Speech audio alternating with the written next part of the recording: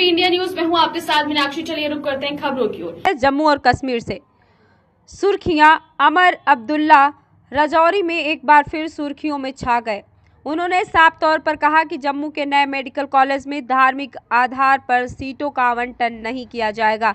उन्होंने जोर देकर कहा कि प्रवेश पूरी तरह से नीट आधारित होंगे, यानी सिर्फ योग्यता के आधार पर, और चेतावनी दी कि अगर कोई धार्मिक कोटा चाहता है तो उसे जमीन और विश्वविद्यालय को मिलने वाले अनुदान के लिए भुगतान करना शुरू करना होगा। उन्होंने इस मौके पर इस्तेमाल धार्मिक अलगाव के प्रयासों की आलोचना करने के लिए भी किया और कहा कि संविधान इसकी इजाज़त नहीं देता और ऐसे किसी भी कदम के लिए विश्वविद्यालय के नियमों में बदलाव की ज़रूरत होगी। इस दौरान उन्होंने एक पत्रकार के घर को गिराए जाने पर हुए एक अलग विवाद को अपने अधिकार क्षेत्र से बाहर बताकर टाल दिया। तो संक्षेप में, उमर का संदेश धर्म पर योग्यता है और वे इसे संवैधानिक तर्कों और थोड़ी बहुत राजनीतिक सौदेबाजी के साथ पुष्ट कर रहे हैं। अगर आपको उनके द्वारा बताई गई सड़क की स्थिति या अन्य नेताओं की प्रतिक्रियाओं के बारे में पूरी जानकारी चाहिए तो मुझे ज़रूर बताएं। आप देख रहे थे संवाददाता राजा शफी की खास रिपोर्ट। इस खबर में फिलहाल इतना ही। जल्दी मिलते हैं किसी और खास खबर। सड़कों की हालत इस वजह से खराब नहीं है कि उन पे काम नहीं चल रहा है।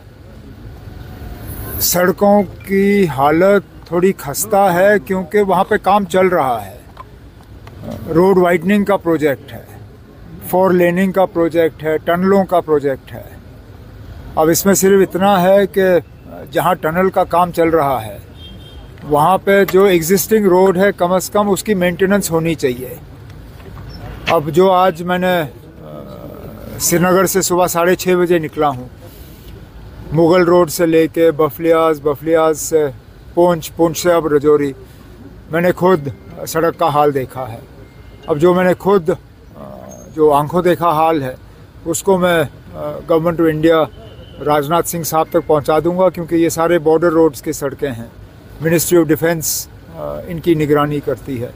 तो राजनाथ सिंह साहब के साथ मुलाकात करके उनसे गुजारिश करूंगा, एक तो बॉर्डर रोड्स के काम में थोड़ी तेज़ी लाई जाए और जब तक टनलों का काम मुकम्मल नहीं होता तब तक जो सड़क का हिस्सा टनल के ज़रिए कट जाएगा उसकी ठीक ठाक मेंटेनेंस होनी चाहिए, जो अभी नहीं हो रही है। तो लोगों की अभी भी डिमांड है कि बॉर्डर में जो है बंकर अभी भी नहीं बने। फिलहाल तो हमारी कोशिश है कि हालात ठीक रहें, लेकिन जो बंकर बनाने का एक सिलसिला है वो चल रहा है, आगे भी चलता रहेगा। दोनों चीज़ें, क्योंकि कुछ लोग कहते हैं कि इंडिविजुअल बंकर होने चाहिए। अब हर किसी के लिए बंकर बनाने के लिए जगह नहीं है, ना उतने साधन हैं हमारे पास। तो जहाँ हो सकता है वहाँ इंडिविजुअल बंकर, और जहाँ मुमकिन नहीं हुआ वहाँ कम्युनिटी बंकर जो है वो बनाए जाएंगे। सर, मेडिकल कॉलेज में एमबीबीएस की सीटों को लेकर जो विवाद चल रहा है, क्या कहना है सर? किस वाले मेडिकल कॉलेज में? जो मेडिकल कॉलेज, उसके बारे में कहने की जरूरत ही क्या है ना।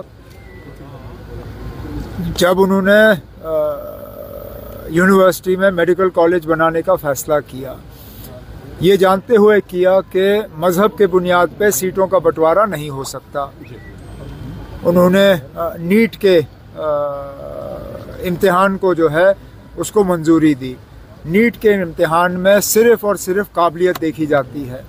अब जिन बच्चों ने इम्तिहान में नंबर हासिल किए, नंबर के बुनियाद पे एडमिशन लिया, आज उन्हें सिर्फ इस बात की सज़ा मिलेगी कि उनका मज़हब जो है अलग है।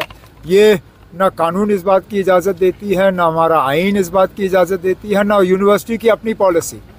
अगर आप चाहते हो कि मज़हब के बुनियाद पे सीटों का बंटवारा हो, एक तो जो हुकूमत से ग्रांट इन एड लिया जाता है वो ग्रांट इन एड लेना बंद कर दीजिए। जो मुफ्त में ज़मीन मिली उसका आप पैसा दे दीजिए, और उसके बाद आप अपने यूनिवर्सिटी का कानून बदल के इसको एक ही मज़हब के लिए रखिए, हमें कोई एतराज़ नहीं। सर, एक सहाफ़ी का मकान हटाया गया, उसकी कार्रवाई जारी है अभी। अब ये मैंने पिछले दिनों श्रीनगर में भी कहा, ये हमारे हाथों नहीं हुआ है जी। जिन्होंने इस अफसर को लगाया है, जिस अफसर के ज़रिए ये काम हुआ है, अगर